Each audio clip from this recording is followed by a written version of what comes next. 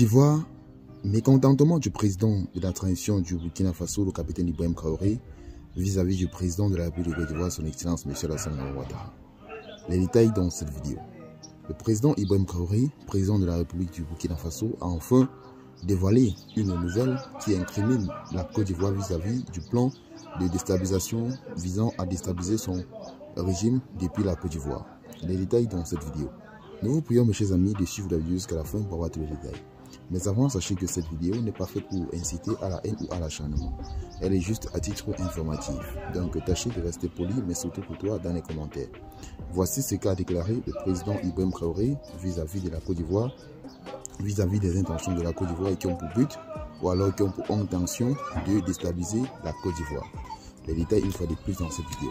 Écoutez ce qu'il en est, écoutez très bien, voici ce qui se passe. Écoutez ce qu'est venu faire le président de la DGSE français du côté de la Côte d'Ivoire en 7 ans.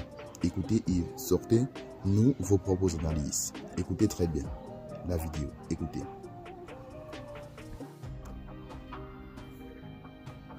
Nicolas Lanner, qui a succédé à Bernard Hémy à la tête des services secrets français, s'est rendu en Côte d'Ivoire à la fin de janvier, où il s'est entretenu avec plusieurs services sécuritaires. La coopération dans la lutte antiterroriste a été au cœur des discussions. Selon nos informations, Nicolas Lanner, le directeur général de la Direction générale de la sécurité extérieure, en abrégé DGSE, s'est rendu en mission fin janvier à Abidjan. À cette occasion, il a été reçu par, entre autres, le préfet Vassékéré Traoré, le coordonnateur national du renseignement, en abrégé CNR, basé à la présidence.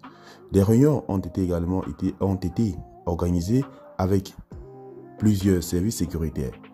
Les réunions ont également été organisées avec plusieurs services sécuritaires, dont le stratégique centre de renseignement opérationnel antiterroriste en abrégé croate, placé sous la tutelle directe de Téné Birahim Ouattara, ministre de la Défense.